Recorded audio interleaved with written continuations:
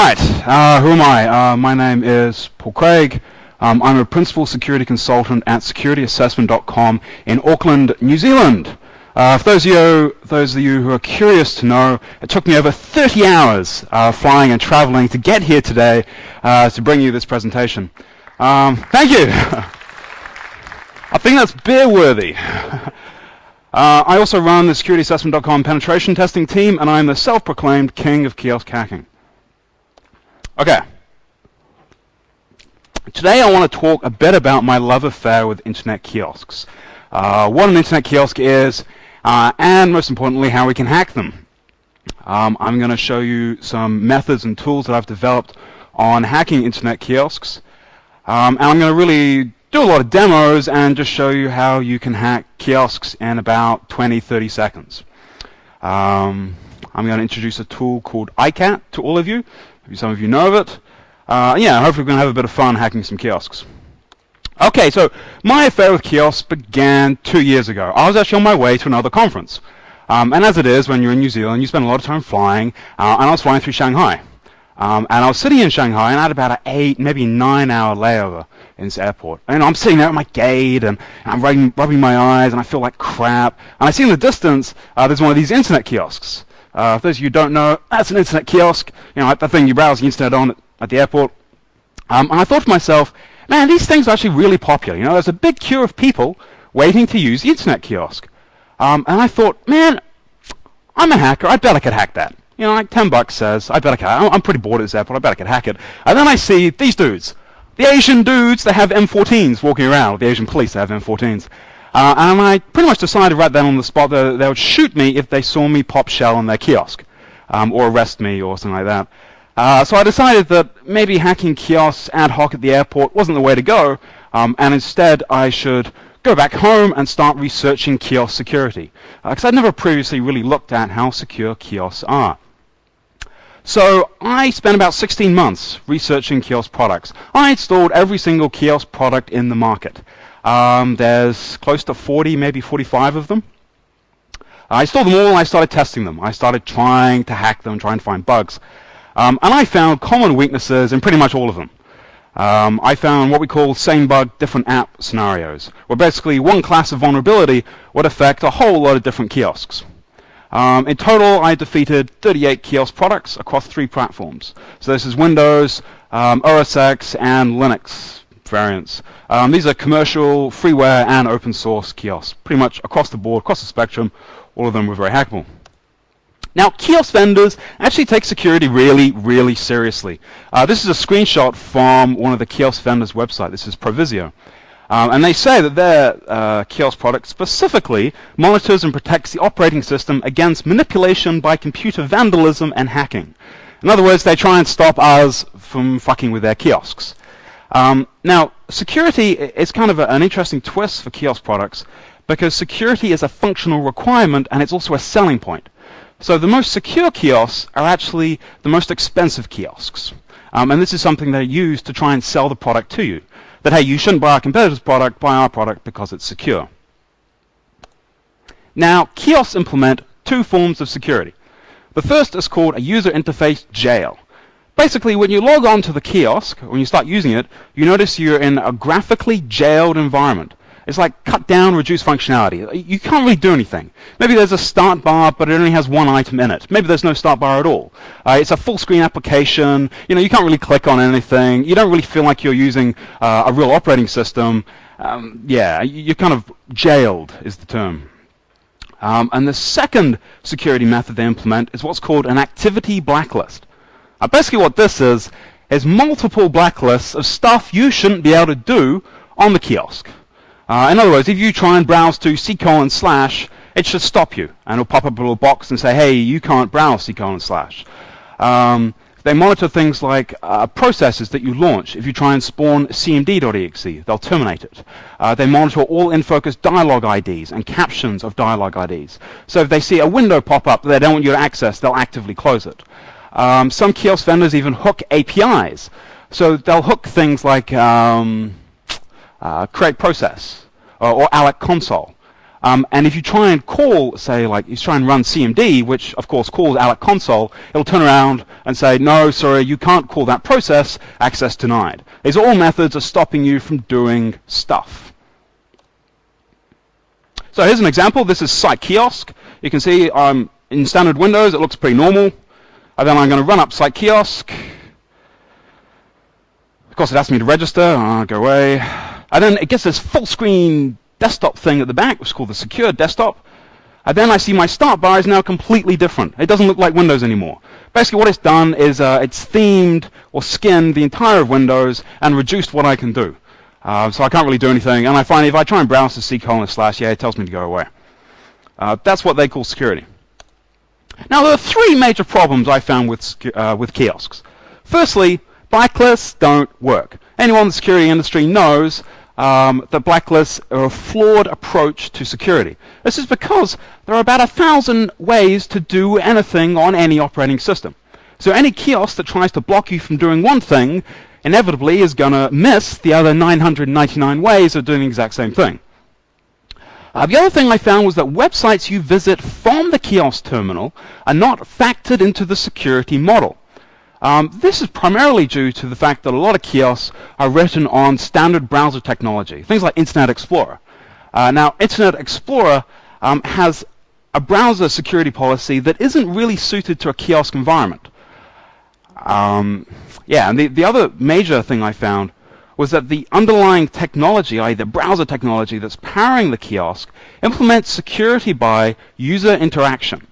In other words, the underlying framework will only do something if you agree to it, because it assumes that the user on the keyboard is trusted, and that if you agree to something, then the browser should do it. So an example of that is that window that pops up. You know, do you want to run this thing?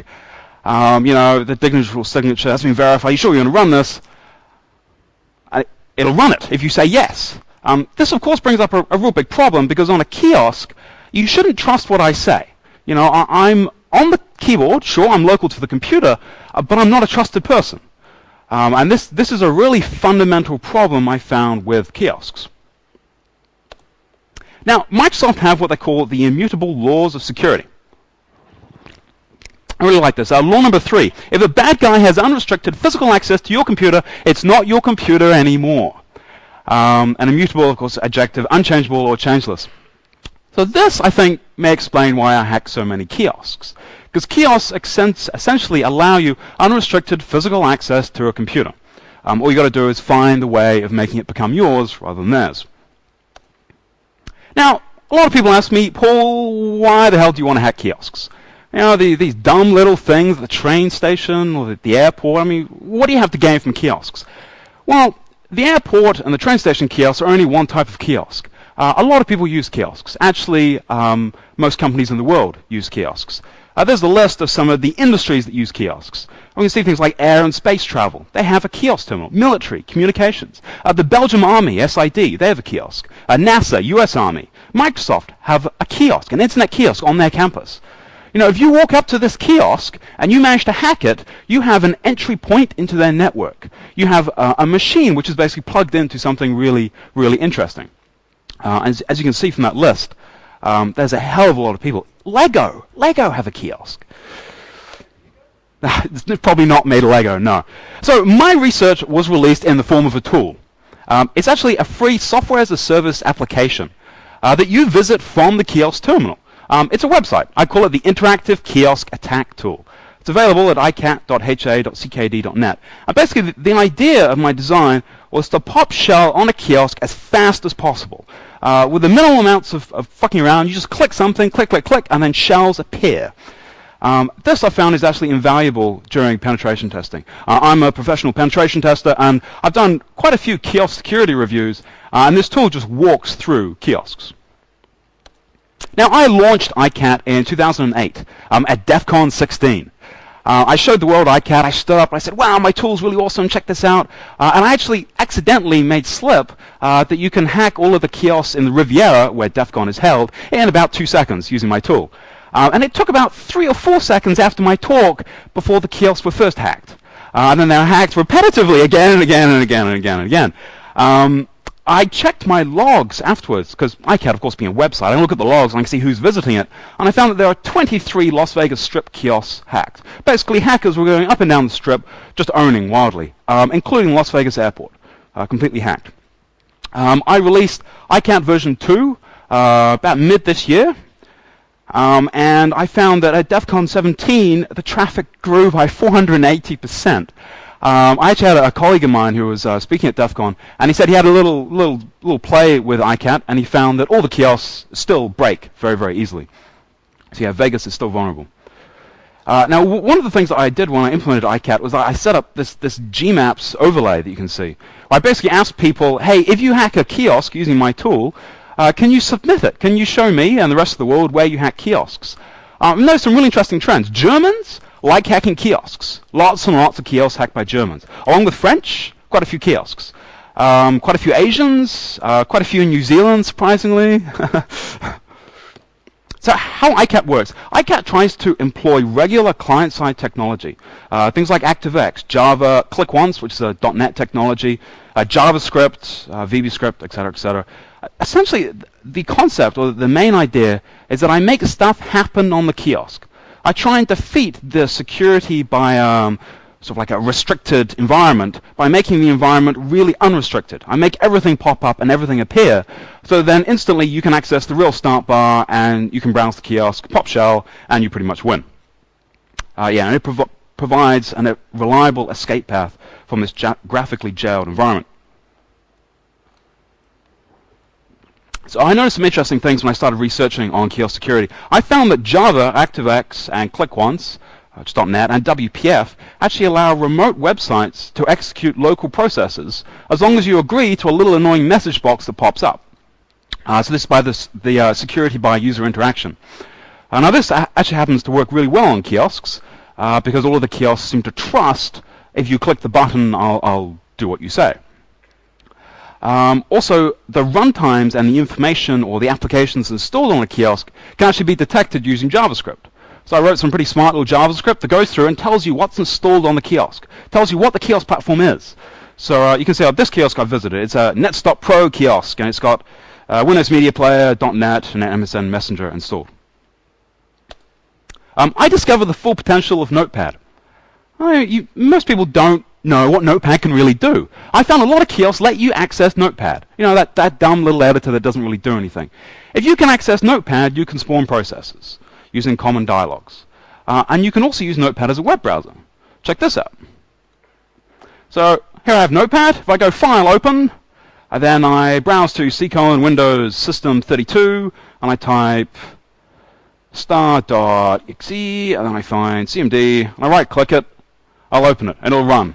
Okay, most of us know this trick. So if we get Notepad, we can get cmd.exe. But check out this. If I do file open http://, and then this long URL, Notepad's a web browser. Notepad will actually download that content for me locally. If I go File, Save, I can actually use Notepad to upload content somewhere else. This is using WebDAV and the INET HTTP libraries. So one of the first things I started doing was weaponizing all of my tools into UTF-7, i.e. ASCII safe versions. So you can use Notepad to download VBScript, I've seen in this text file, which will recreate cmd.exe and run it. Basically, it's a convoluted way of saying you can use Notepad to spawn cmd.exe from remotely. Some kiosks actually let you download certain files. You might find some kiosks say, you know, like the visitors might want to download a PDF file, or maybe a help file or a HTML file. These are not so malicious files and not like an executable. So I started looking at the files that were permitted and allowed on a kiosk and how I could use those files to then compromise the kiosk itself.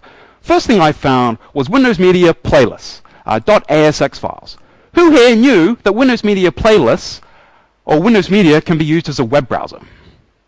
No? No? Oh, right. Okay. No one knew that. So as you'll see in this example, I can tell iCat, hey, give me a whole lot of different file types, and it will start spawning me different files. It spawns me an ASX file. Then it says, hey, do you want to open this web content, web-enabled content? Yes, please, open it. And then it opens Windows Media Player, and now I get iCat inside Windows Media Player. Now this is really important because the security policy and security environment inside Windows Media Player is very, very different to the Kiosk.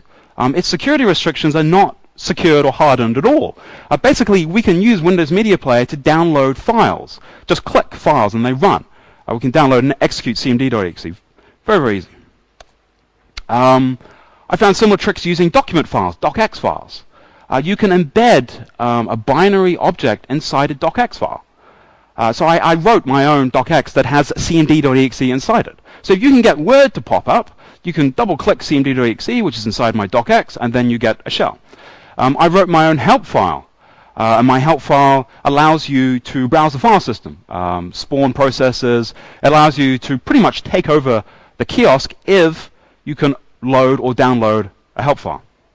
And all of my tools, I don't know if you saw in that demo before, all my tools support automatic file enumeration. So basically, one click and a whole lot of stuff tries to pop up. I found some very interesting tricks using URI handlers. Do most people know what a URI handler is? Is this a common term? Show of hands, who here knows what a URI handler is? Okay, all right, okay, some people. So if you click a mail to link, your mail handler will pop up, usually Outlook Express, okay? If you click the hcp:// link, the Windows Help and Support Center will spawn up. This is particularly useful on a Kiosk. Remember, a Kiosk tries to stop you from doing things by restricting your functionality. So if we can make all these apps spawn, we can use those apps to pop shells. The Help and Support Center in particular, all you do is search Help and Support for using command prompt. And it provides you a little link on how you can open and spawn command prompt. And then you get shell. If you can type in shell:/Windows or shell:/Windows in your URI bar, you can get Internet or Explorer to pop up and browse Windows. If you type in shell:/, then there's GUID here, you can actually call an object by its GUID reference. So this allows you to spawn the control panel inside Internet Explorer. So if a Kiosk doesn't block shell URIs, you got the control panel. I mean, you pretty much win from the control panel. Now, emo kiosking. This is a term I coined when I found that it's much, much easier, rather than hacking the Kiosk, to just crash the bugger. If you can crash it, the Kiosk freaks out, you get a little box that says, hey, Windows discovered an unhandled exception, and then the whole Kiosk closes. And then what are you left with behind? Windows, or Linux, or your real operating system. It's gone. So who here has ever crashed a browser?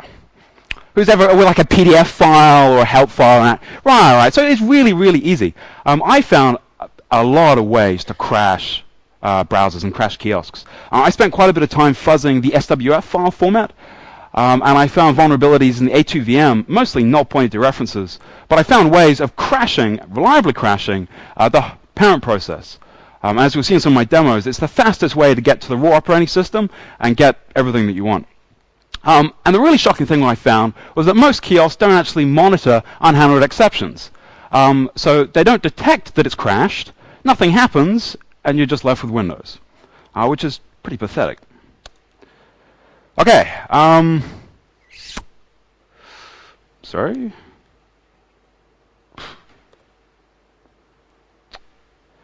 Right, okay, my video's gone over the top of my text. But I started researching ways that I could spawn shells. I thought to myself, how many different ways can you pop a shell on Windows? Anyone like to take a guess of how many different ways you can pop shell? Pop cmd.exe. Go on, someone shout a number. 30? Less. Okay, it's actually 17. I found 17 different ways to pop cmd.exe. This was pretty cool because most kiosks with their blacklist mentality try to block about 10 of those ways. And as you see in this particular kiosk, which is NetStop kiosk, they blocked 15 different ways of popping shell. However, I still got 3 shells that popped up because my tools, tried all 17 different ways. So you can see the kiosks really don't work. You can see the trend here that this blacklist approach just doesn't work. Now, I was doing a job for a company in New Zealand, and it was a kiosk review. And the company specifically told me, Paul, I've heard you can hack kiosks. I heard that you're pretty good at hacking kiosks. You can't hack my kiosk. And the first thing I said was like, oh yeah, really? And he said, you can't hack it because it doesn't have a keyboard. How are you going to browse to your iCat website and pop shell when you don't have a keyboard? And I kind of thought, oh, that's actually a good point. How do I do that?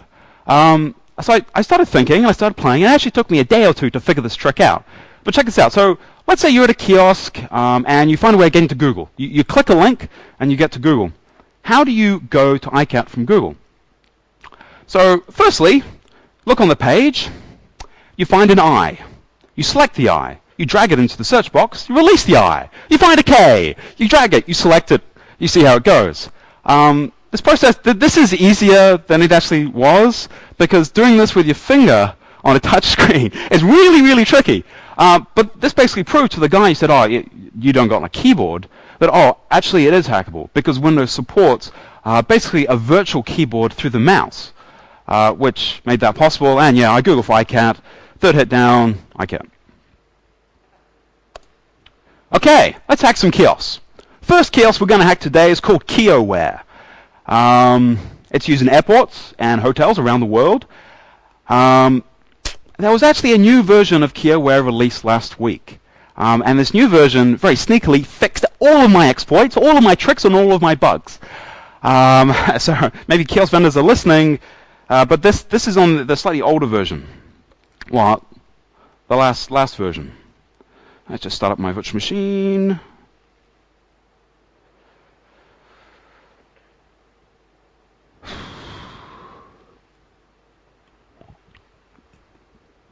So just down a question, do you get many kiosks around here in Belgium? I always keep an eye out. No, not many. Yeah, they're really big in Asia. Not so big in Europe. But still, I've seen some at train stations. I saw some in Holland in train stations. Alrighty, let's full screen. Okay. So you can see we've got standard Windows here, logged on as a kiosk user. This is an operating system configured as per KioWare's security best practice, so i.e. what they recommend. Go run up KioWare. You can see everything disappears. I'm now secured. Okay. And it sent me to iCat. Okay, first thing iCat's done is it said, hey, you're using Windows, and it sent me to iCat for Windows. I'm going to look at what are some of the installed applications on this kiosk. Okay, it's told me I'm running KioWare Basic. I've got the .NET framework installed, and I've got Windows Media Player 11 installed. This is pretty handy because this tells me what my attack vectors are. I know that I can start exploiting this kiosk through .NET. So let's have a look down here. Let's see if I can get a common dialog to pop up. If I can get a common dialog, I might be able to spawn cmd.exe. I see when I click the file open browse dialog, nothing happens. This is part of the kiosk. It's blocking me from accessing a common dialog. That's pretty sneaky. What about spawning a URI handler? So I'm going to click this link, and this is going to try and spawn all of the different URI handlers that are available to Windows, and we'll just see what happens, like HCP and LDAP. Alright, so that pops up, that pops up. Oh, look, I got the real start bar back. That pops up. So now, well, yeah, now I win. Now I got shell. That was easy. I can do this using command prompt. Oh, Jesus. Ready. I have no idea how to use the command prompt. Please show me using command prompt. Now this is a particularly useful trick because I'm only using the left mouse button here. Now this is useful because most kiosks don't actually have a right mouse button. This is their security restriction. They say, oh, you know, like I don't want you to right click a file and pop shell, so I'm only going to give you a left mouse button. But with the left mouse button, I can also pop shell. So that's too easy. Okay, so what else can I do with this? It told me that I had .NET installed. Let's try some of my .NET tools. Let's try what I call my application executor. I'll try and run this. Can I spawn .NET? Verifying application requirements. JavaScript error. Hey. All right. Gives shells. Shells. I win. More shells. Through .NET, of course, because none of them are actually stopping or blocking .NET. They rely on the default Internet Explorer security policy, which says if you accept the little box that pops up regarding launching this .NET application, it's safe to launch it. What about... Oh my god. What about some emo kiosking? Can we crash this kiosk? So let's try this. I read this tool called the Automatic Flash Fuzzer, which basically exploits a whole bunch of my Flash exploits. Bang, bang, bang. There you go, and we're back to Windows. It then respawns, however, but you can see the nice little race condition, where it took about 3 or 4 seconds for it to detect that it had crashed, and then respawned. And in that time, I click Start, and now I've got cmd.exe again. So that was like 4 different ways in, what, a minute, 2 minutes? Game over. Kiosk is not secure. So let's pause this one, and let's move on. Next kiosk, Site Kiosk version 7. This is by a company called Provisio. Now this company takes security really seriously. Reception.sitekiosk.net was the most prolific user of ICAT version 1. That dude spent hours and hours and hours testing their software against my tool. And they fixed all the bugs. And then I spent a good 3 weeks finding more bugs so I could re-exploit version 7. Now, what I found they did, this is the really smart thing, was that they implemented native Windows ACLs to try and stop me. They said, well, look, a blacklist approach and a software approach really doesn't work here. We need to go lower and just stop this guy at the operating system. So they implemented the equivalent of a UMask in Linux, or in the Unix world. Who here doesn't know what a UMask is? Alright, I'll explain it anyway. So UMask basically says, any file created by this user can't do something. So they said, any file created by the kiosk user cannot be executed. So you can download files, you can rummage through the file system, but you'll never be able to execute a process. They then went through all of the Windows executables and files and basically marked them as non-executable for the kiosk user. So I can't use cmd.exe, and if I download it, I can't run my own version.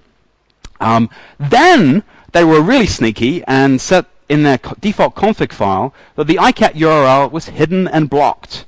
This is icat.ha.ckd.net. So, let's hack that.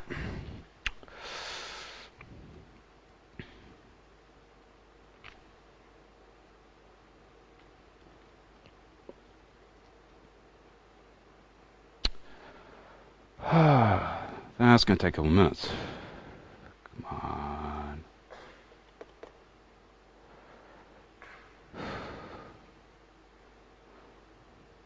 So who here has actually ever hacked a kiosk? I always ask this. I meet kiosk hackers. Oh, yeah, go listen down the front row. Right. It's good fun, right? ICAT rocks. What? Oh, cool. Thanks, man. Are you using version 2 or version 1 or? All right, still going.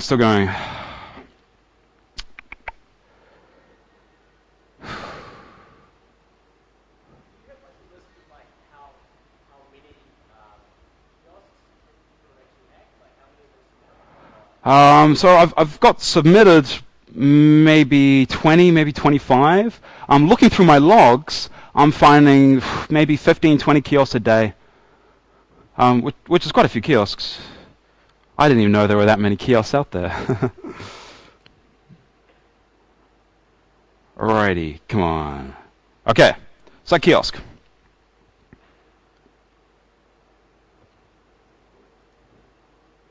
Interestingly enough, the Site Kiosk user password is always Provisio.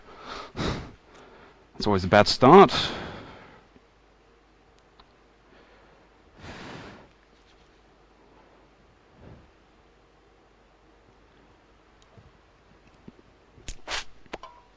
Alrighty.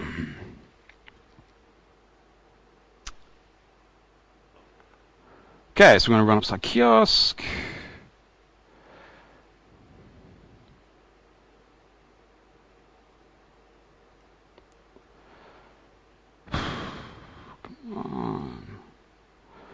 Register. So I have to hack this within 2 minutes, or the registration dialog is going to pop up. I'm sure I can do it.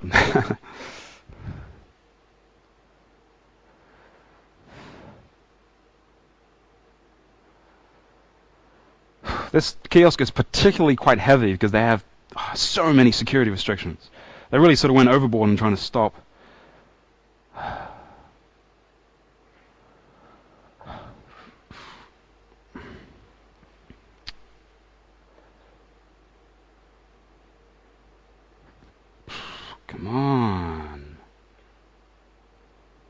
Alright. Okay, so here we are. Firstly, I'm an evil hacker. ICANN, HACKD.net. This URL has been prohibited. So I was like, bugger, how am I going to hack version 7? So the first thing I did was I went out and I registered icat2.ha.ckd.net. And what do you know? It works. You think they would learn the blacklists? Okay, so look again, some installed applications. What do we have available to hack this kiosk? So we've got site kiosk, we've got .NET. Okay, I'm going to go straight for .NET. I'm going to try and see if I can use .NET since it was so wildly successful in the other one. Okay, I'm going to try this exact same approach. Spawn the application executor. Verifying application environments. Application cannot be started. Please contact the application vendor. So I got this error box pops up, and basically none of these tricks in the website actually work. All of them pop up different errors. But I found this one. If you click details, it shows you the details using Notepad. I was like, cool, I got Notepad. Hey, what can I do with Notepad? But what can I do with Notepad? So remember, I can't run cmd.exe because I don't have any access or any permissions to run cmd.exe. I mean, I can do like this. I can try and find an executable. I don't actually have, they've disabled the right mouse altogether in this. So the only way I can get things to spawn is by dragging one binary onto the second binary to spawn it. Actually, sorry, the other way. Right. So it won't actually let me spawn any of these processes. So then I thought, okay, I'm going to try my fancy, I'll download UTF-7 encoded shell code, which is in VBScript that'll run and give me some magical form of shell.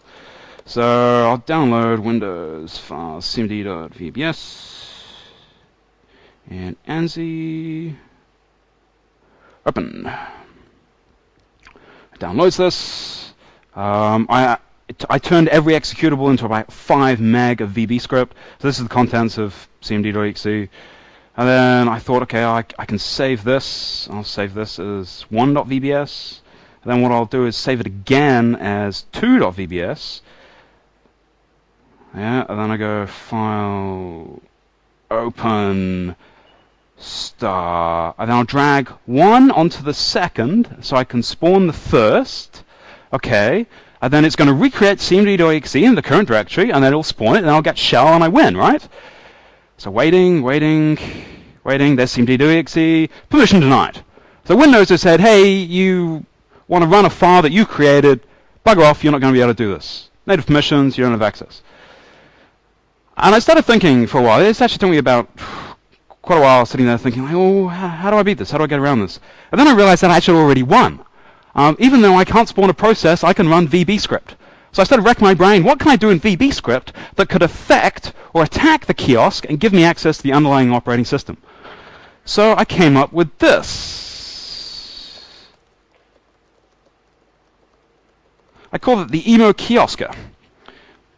It's basically WMI. I'm using a WMI call, which is part of the Windows management instrumentation, to try and terminate a process. And I found a very, very interesting condition when I try and terminate processes on a kiosk. So this time I'll save this as 3.vbs and again as 4.vbs. I go File, Open, Star, I grab 3, I run it down to 4, executes my VB script. It says, hey, suspected kiosk process found, site kiosk.exe. Do you want to terminate this? Yes. Tries to terminate the process, and the trick was, come on, please do it. There we go. I'm back to Windows. So what I found was basically if I kill the kiosk process, it tries to respawn the kiosk process because it was killed, and if I kill it while it's in the process of respawning it, I create an unhandled exception in the parent process, which is actually running a system, which is game over. The whole thing crashes, and I'm back to Windows. And of course, this is the only way you can do it because the parent process runs the system, and an underprivileged user can't kill the process, which, you know, greater privileges than itself. So this is the only trick I found that lets me attack like Kiosk. The real pain in the ass here is, though, is that even though I'm back to Windows now, I can't actually do anything because I don't have cmd.exe, I don't have access to really browse the file system, you can just leave the kiosk in a broken state. But it's the best I could do, so. Okay, let's pause this one. I'm going to start up the next one.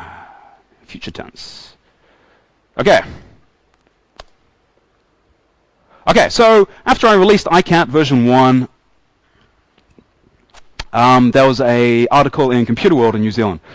Kiwi hacker develops kiosk attack tool. I thought, hey, it's pretty cool. My mum rang me up, said, hey, Paul, you're in the newspaper. And I thought, wow, that's pretty awesome. The week following, there was a kiosk vendor that replied to the newspaper article. And he said, Linux beats Windows for kiosk security.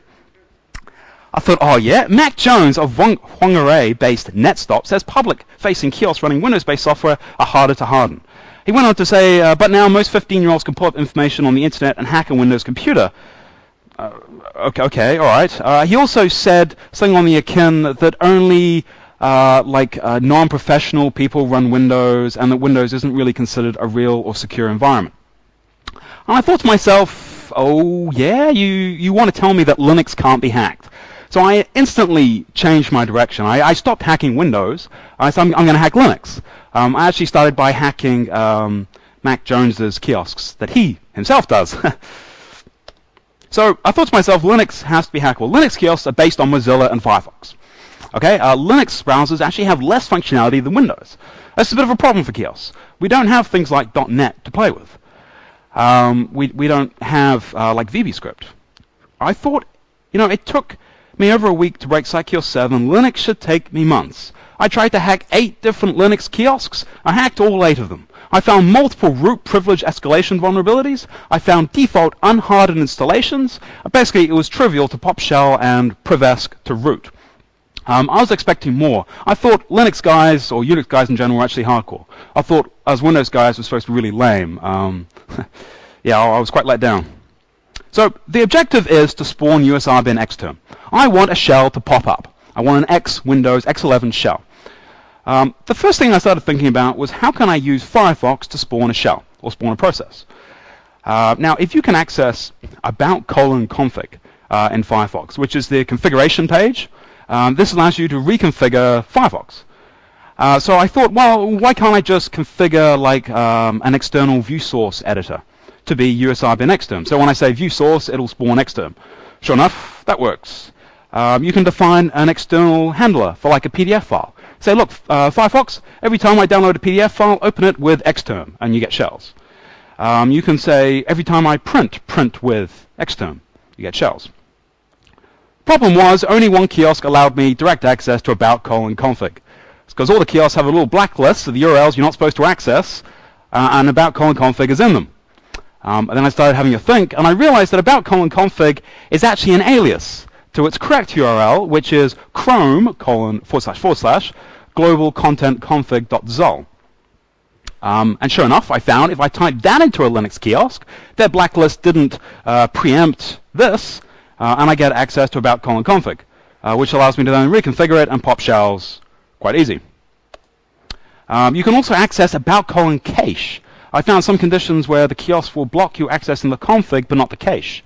From the cache, you can look at all the previous web requests made through the kiosk, including detailed post information, such as your username and your password that you posted to log on to your bank, or your mail, or something like that. There are 3 different about:cache URLs, which you can use. I then started playing around with my own Firefox extension. I thought, man, I wonder if some of these kiosks would let me install an extension. And sure enough, they implement security by user interaction.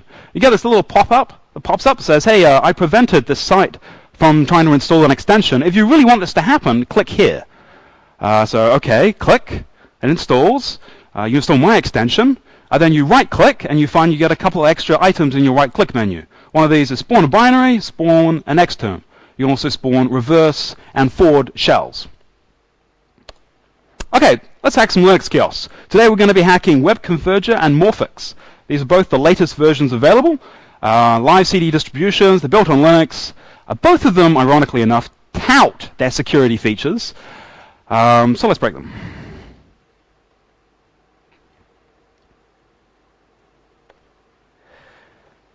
Alrighty, Morphix first.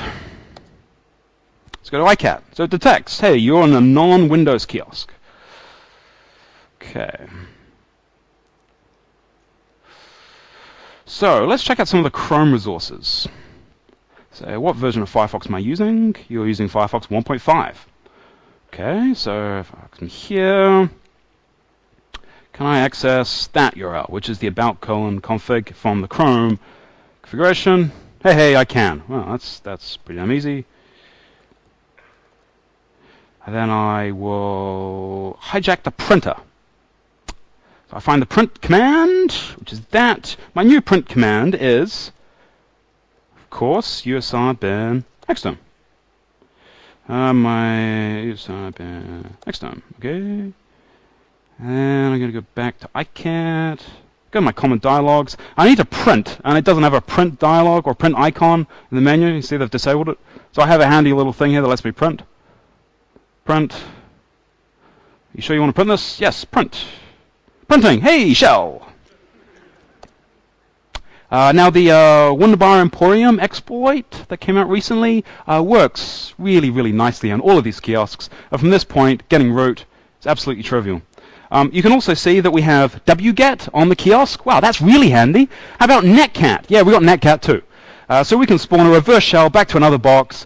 2 seconds. I mean, why these aren't like hardened installations? Well, why do you need a copy of wget and netcat inside your kiosk? I have no idea.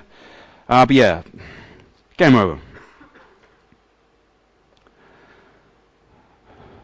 Let's hack another one. Let's hack Web Converger. This one's a little harder.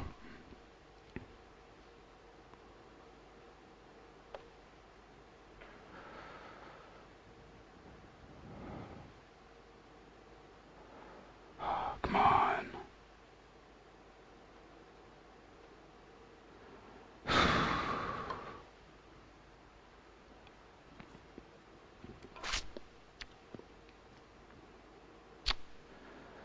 I guess that's what I get for trying to run like 6 kiosks on my laptop.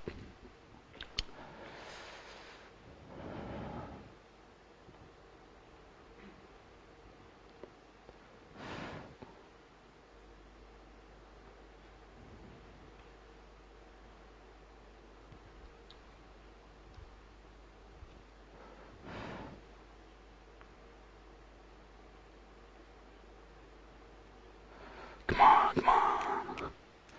Alrighty. What?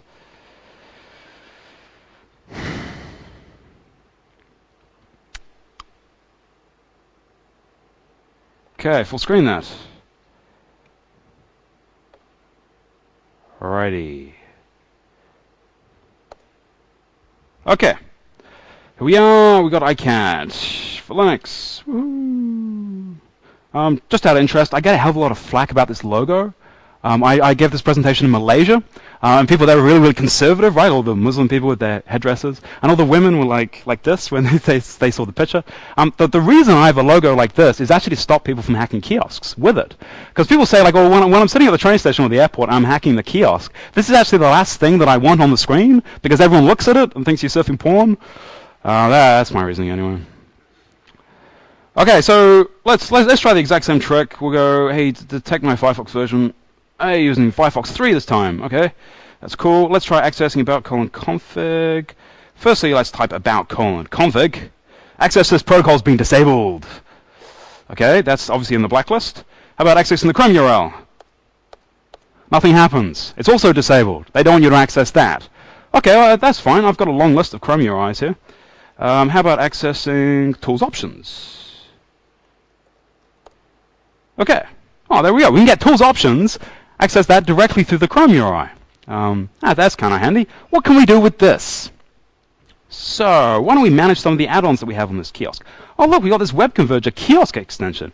Man, I had to disable that shit. Oh, fuck that. All right, we'll restart iSweasel.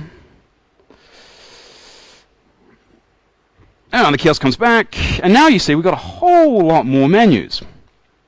Okay. Now we've got rid of the kiosk extension. It's time to add my extension. So I'm going to install the iCat Firefox extension. Of course, it says, oh, I've prevented. Are you sure? Yes, I do. Oh, are you sure? The author's not verified. This could be really naughty. Yes. Okay, you're gonna have to restart again. Okay, sure, restart.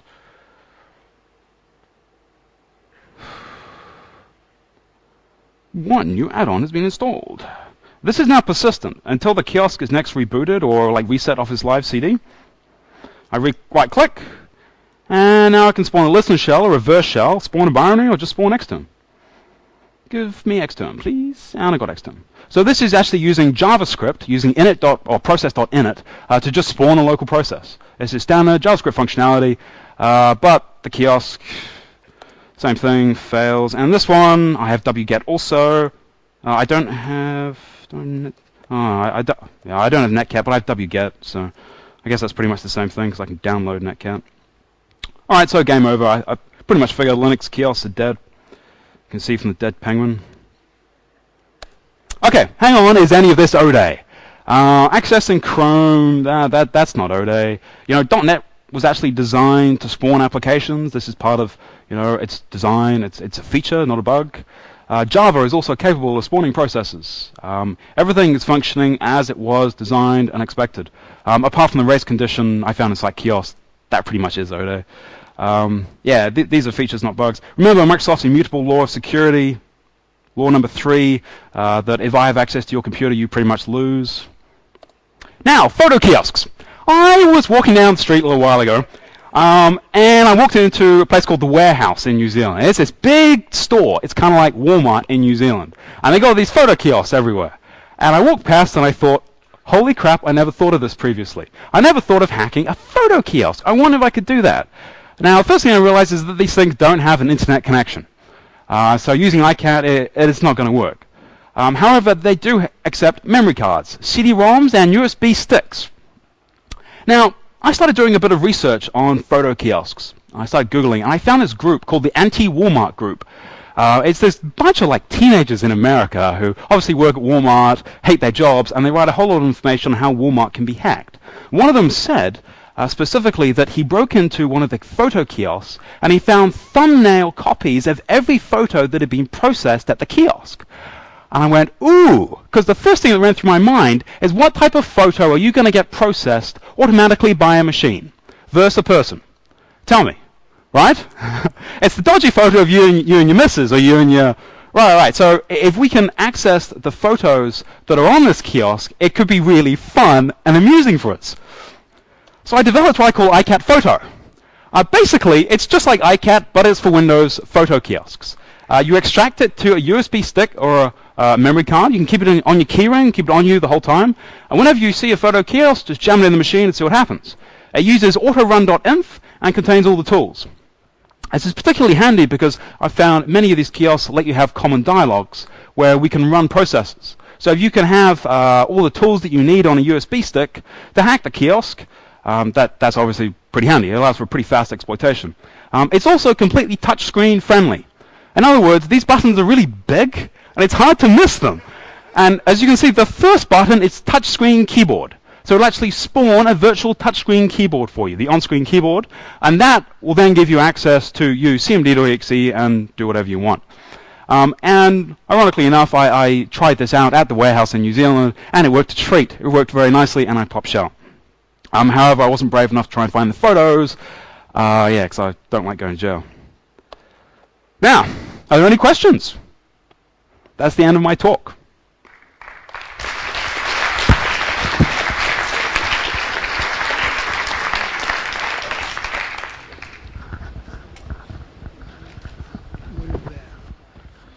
Just a small question.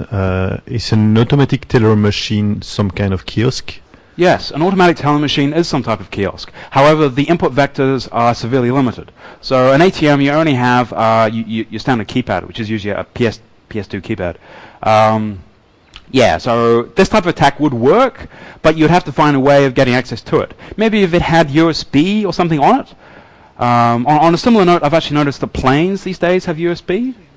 A lot of things have USB. There's a smart card reader. Smart card reader? We don't have those in New Zealand, but that's true, yes. And in Belgium we have touch screens as well. Right. Okay, well, I mean, yeah, if you could find something in the smart card, then yeah, I mean...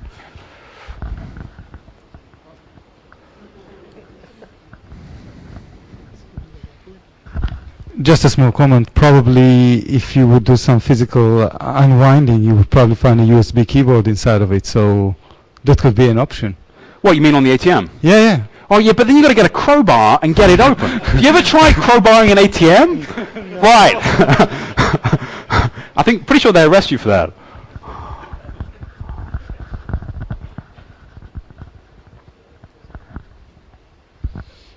Just wanted to ask what the license is on your code and the web application and all the. Okay, all right, that's a very good question. So I found a lot of people were trying to wget all of ICAT because they wanted their own copy. So I just zipped up the whole thing and I call it ICAT Portable. It's completely free. It's completely open source. All of my tools, most of them are Win32 ASM, but I release full source code and the tool. So you can just download all of it and do what you want with it.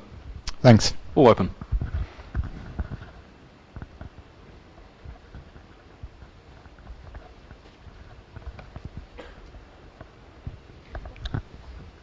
Do you have a strategy if you are confronted to a kiosk with a whitelist approach and without any INO port except a keyboard? Sorry, could you repeat the question for me?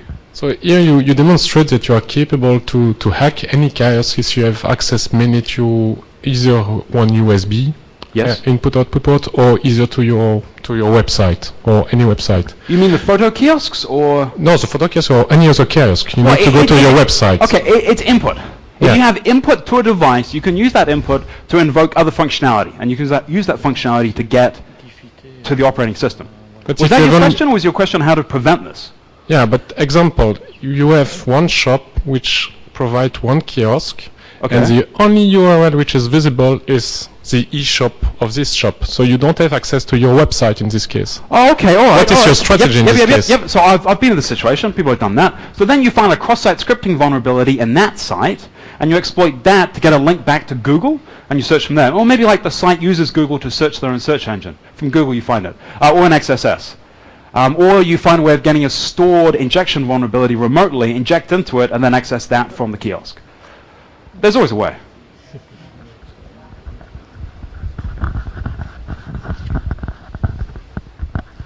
Have you tried your tool against thin client computers and hardened Windows hardened Windows systems? Hardened Windows systems. Okay, can you define lockdown desktops? For a lot of companies might try and put that into. Okay, you mean like Citrix or? Citrix, yeah. Okay, all right. So I didn't actually plan on this, but ICAT completely destroys Citrix.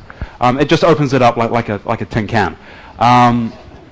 Hardened isn't, and secured and lockdown isn't. Because no one really understands the complexities of Windows internals. And if you spend enough time learning how to use Windows and bypass these hardenings, you win. Yes, Citrix completely falls over. Any remote desktop, thin desktop environments, people are using ICAT to hack some very creative things, same manner.